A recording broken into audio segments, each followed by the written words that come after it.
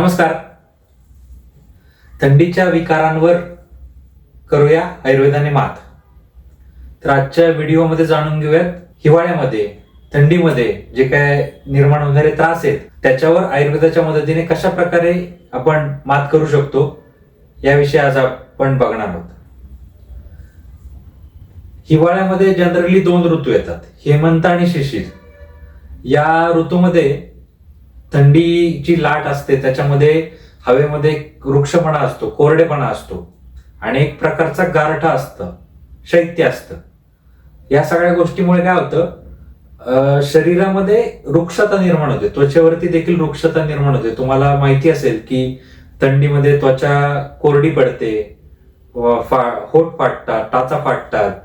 अशा प्रकारच्या कोरडेपणाच्या तक्रारी या ऋतूंमध्ये जाणवतात. जे ओल्ड एजचे जे पेशंट असतात, वयस्कर जे पेशंट असतात, त्यांना कॉन्स्टिपेशनचा त्रास होतो. म्हणजे ज्या पद्धतीने बाहेरनं शरीराला रुक्षता आलेली असते, कोरडेपणा आलेला असतो, त्याच पद्धतीने शरीराच्या आतून देखील कोरडेपणा आलेला असतो. तर ह्या गोष्टीला किंवा याच्यासाठी म्हणून आयुर्वेद काय सांगतो, तर जो काही वृक्षपणा आलाय किंवा कोरडेपणा आलाय त्याच्यासाठी स्निग्धपणा द्यायचा आहे. मग स्निग्धपणासाठी काय करता येईल, तर मसाज, तेलाचा मसाज, अभ्यंग ज्याला म्हणतात. मग तिळाचं तेल असेल, मोहरीचं तेल असेल, असं किंवा खोबरेल तेल असेल, अशा पद्धतीचं तेल ऑइल ऍप्लिकेशन जर शरीरावरती सगळीकडनं केलं तर ही कोरडेपणा, वृक्षता ही कमी व्हायला मदत होते. हे झालं बाहेरून.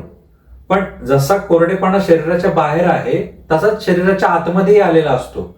म्हणूनच कॉन्स्टिपेशन किंवा मलावरोध असा त्रास होत असतो. तर शरीरातून आतून सुद्धा स्निग्धपणा गरजेचा असतो. मग त्यासाठी काय करायचं, तर रोज जेवणामध्ये तुपाचा वापर करायचा, गाईचं तूप. सकाळी उपाशी पोटी 1 चमचा कोमट पातळ केलेलं गाईचं तूप घेऊ शकता, किंवा दिवसभरामध्ये दूध आणि तूप एकत्र घेऊ शकता, पंचामृत घेऊ शकता, लोणी घेऊ शकता. अशा प्रकारचं स्निग्धपणा हा पोटातून गेला पाहिजे.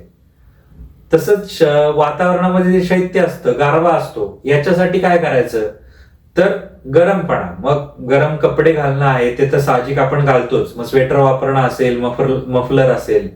याच्या सोबत काय, तर बाहेरच्या थंडाव्यामुळे शरीरामध्ये जे काय परिणाम होतोय त्याला काउंटर करण्यासाठी उष्ण आहार. मग त्याच्यामध्ये नुसतंच गरम पाणी पिणं किंवा गरम चहा पिणं असं नाही, याच्यावरती नाही, तर आहारामध्ये उष्ण गुणधर्म पदार्थांचा वापर करायचा.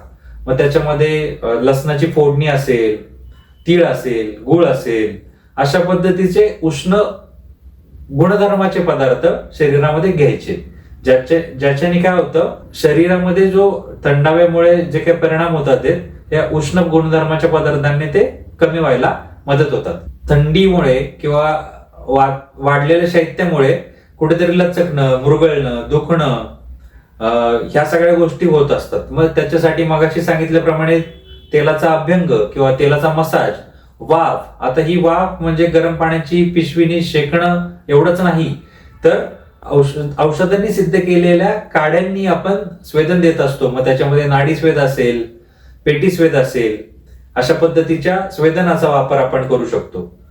सोबतच वाताचे जे काही आजार आहेत थंडीमुळे हे वाढलेले असतात. मग त्याच्यासाठी वातावरती काम करणारी वनस्टोन चिकित्सा म्हणजे बस्ती चिकित्सा. तर याच्यामध्ये तेलाचा बस्ती, काड्याचा बस्ती, अशा पद्धतीचं पेशंटचं जे काही तपासणी आहे ते करून आपण त्याला त्या अनुसार आपण बस्ती सजेस्ट करतो. तर अशा पद्धतीने या थंडीत निर्माण होणाऱ्या समस्यांवर आयुर्वेदाच्या मदतीने मात नक्की करता येऊ शकते. धन्यवाद.